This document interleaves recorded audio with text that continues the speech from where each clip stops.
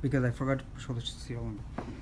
Hey guys, so I bought this drone on Amazon. I can't see your face tag. Is better now? Okay, so the drone works fine. It's amazing device. It's just the video feed does not work beyond 20-25 meters. So I'm just going to show you guys that I'm shipping this back. I had to send maybe 7-8 different emails for him to acknowledge that there's a problem, and he wanted me to ship it, and he will be checking it himself. If he deems it defective, he's going to replace this and give me a brand new one and cover my shipping charge. So just showing you the device. There's absolutely no scratches, nothing. I love this piece. I took very good care of it. I'm just going to show you also the serial number. There you go.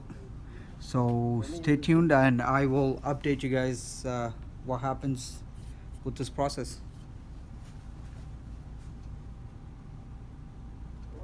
Alright guys, so look at the serial number, and one more time, the drone is not damaged in any way, shape or form. So I am just throwing it back in this. Put these 4 things. Okay, I'm ready for you, sir.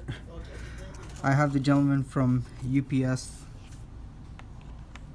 He's gonna box it right now, so there's no question whether it was done correctly.